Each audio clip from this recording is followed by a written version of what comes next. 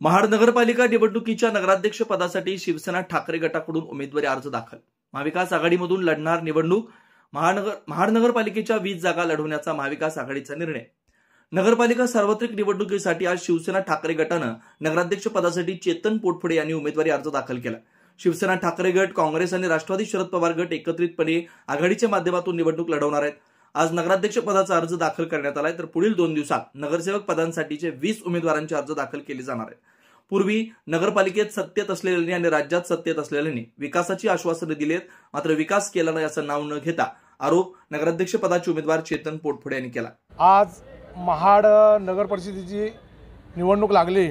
त्या निवडणुकीसाठी आम्ही महाविकास आघाडीतर्फे शिवसेना उद्धव बाळासाहेब ठाकरे, राष्ट्रीय काँग्रेस पक्ष, राष्ट्रवादी काँग्रेस पक्ष, शरद पवार गट या तिघांनी आम्ही मिळून इथं उमेदवारी अर्ज दाखल केला आहे।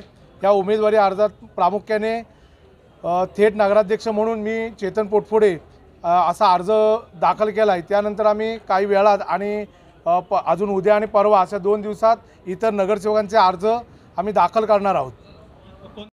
खऱ्या अर्थाने या महाड शहराला ज्या सर्वांगीण विकासाची गरज आहे अशा अनेक मुद्दे घेऊन मी या नगरपालिकेच्या निवडणुकीला सामोरा जात आहे।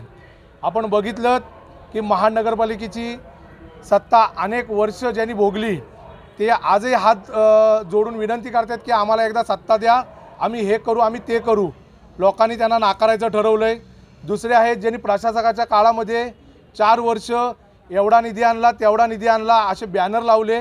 खरं तर महाडकरांना ते कुठेही पाहायला मिळत नाही त्यांचा विकास, आणि ह्या सगळ्या गोष्टीचा कंटाळा आल्यामुळं एक तिसरा पर्याय म्हणून महाविकास आघाडी किंवा सत्तेची बाजू म्हणून महाविकास आघाडीकडे जनतेने बघायचं ठरवलंय। म्हणून खऱ्या अर्थाने मी हा अर्ज दाखल केलेला आहे।